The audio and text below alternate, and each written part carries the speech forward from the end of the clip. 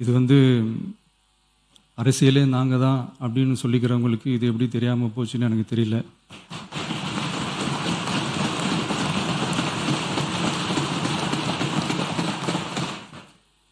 முன்ன பின்ன பேப்பர் படிச்சிருந்தா நாட்டில் என்ன நடக்குதுன்னு தெரிஞ்சிருக்கும். மாண்புமிகு பேரவைத் தலைவர் அவர்களே, காவிரி விவகாரத்தில் எதிர்கட்சி சில விவரங்களை கேட்டிருக்கிறாங்க.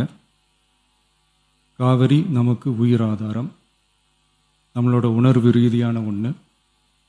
அதனால் அதை வச்சு அரசியல் பண்ணுற எண்ணம் துளி கூட நம்ம அரசுக்கு இல்லை.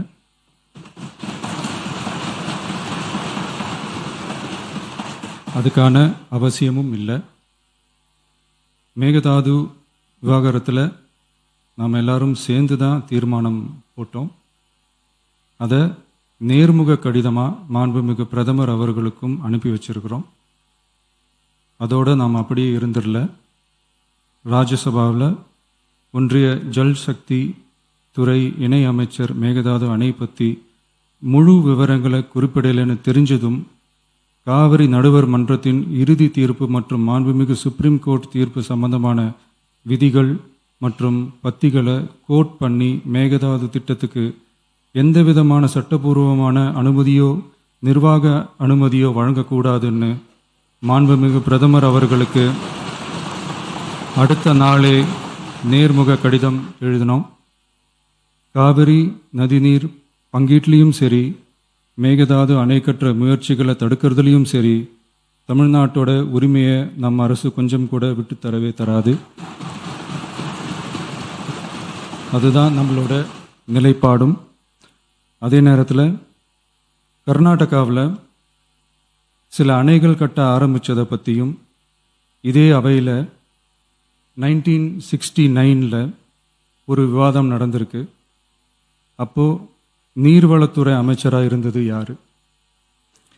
அப்போ அணை கட்ட விட்டது ஏன்னு கேட்டு அந்த மாதிரி சீப் பாலிட்டிக்ஸ்லாம் நான் பண்ண விரும்பலை.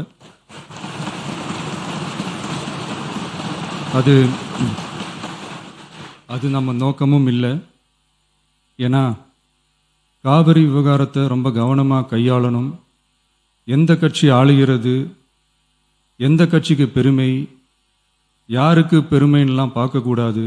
இது தமிழக மக்களுடைய பிரச்சனை அப்படின்னு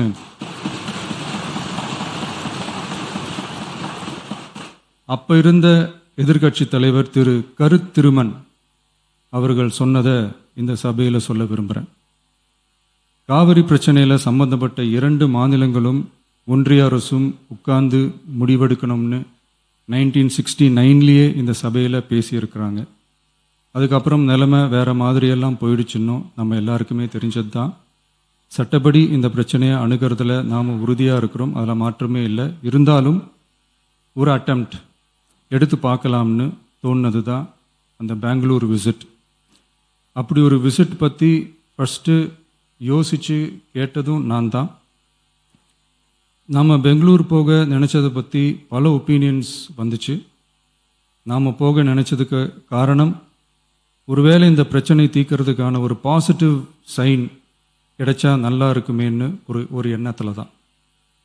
இன்றைய காலத்தில் பகை நாடுகளை பேசி தீர்க்க பார்க்குறாங்க. பக்கத்து மாநிலத்தோட பேசி பார்த்தா என்னன்னு நினச்சேன்.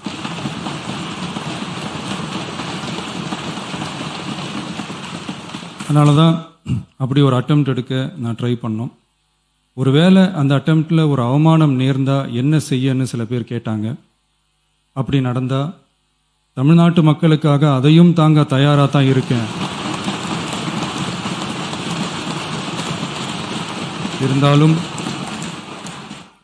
இருந்தாலும் நம்ம மேலே அன்பு காட்டின அத்தனை பேருக்கும் என்னோட நன்றிகள். இந்த காவிரி விவகாரம் பற்றி மாண்புமிகு நீர்வளத்துறை அமைச்சர் அவர்கள் உரிய விளக்கம் அளிப்பார். அதே மாதிரி காவிரி பிரச்சனையால் பாதிக்கப்பட்ட விவசாயிகளுக்கான அந்த இன்சூரன்ஸ் ப்ரீமியம் அரசே கட்டுறதை பற்றி கேட்டிருந்தாங்க.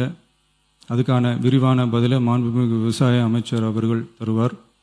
அப்புறம் இந்த குறுவை சாகுபடிக்கு அந்த நிவாரண தொகுப்பு பற்றி எதிர்கட்சியிலேருந்து கேட்டிருந்தாங்க. அந்த குறுவை சாகுபடிக்கு அந்த நிவாரணம் ஏற்கனவே கொடுத்தாச்சு, வழங்கியாச்சு. இது வந்து அரசியலே நாங்கள் தான் அப்படின்னு சொல்லிக்கிறவங்களுக்கு இது எப்படி தெரியாமல் போச்சுன்னு எனக்கு தெரியல.